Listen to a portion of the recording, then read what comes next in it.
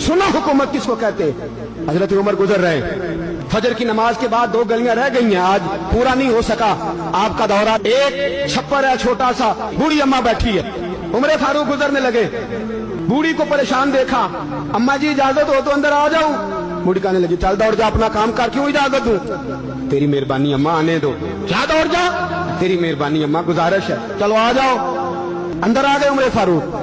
अम्मा क्या परेशानी है, क्या बात? अम्मा कहने लगी खामद इंतकाल कर गया, औलाद अल्लाह ने दी कोई नहीं, मैं गरीब हूँ, 3 दिन से रोटी नहीं खाई, 25 दिनार का कर्जा चढ़ गया है, मुझे उमर फारूक से बड़ी शिकायत है, उसने मेरा हाल ही नहीं पूछा। कहने लगे शिकवा है, उमर आया ही नहीं। तो उमर कहने लगे अम्मा उमर को क्या पता कि तू इस हाल में है? कहती है नहीं पता उमर को, तो उमर से कहो छोड़ दे हुकूमत, उसके हवाले करे जो खबर रख सकता है। हजरत सैयदना नाफे फरमाते हैं जिसके सामने किसरा और रूम के बादशाह कांपा करते थे, मैंने उस उमर को बूढ़ी अम्मा के सामने कांपते हुए देखा।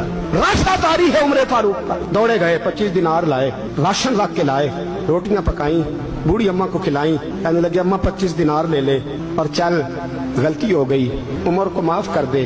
अम्मा बोली, बोल के कहने लगी मैं नहीं माफ करती, एक दफा कब्र में जा लेने दे, मेरे रसूल आएंगे तो मैं उमर की शिकायत करूं। अमीरुल मोमिनीन होके उमर फारूक अम्मा के कदमों में बैठ गए। कहने लगे अम्मा उमर कमजोर है, हुजूर का सामना नहीं कर सकता, तेरी मेहरबानी नबी पाक के सामने शिकायत ना करना। अम्मा कहने लगी चल मैं तेरी खातर माफ कर दे।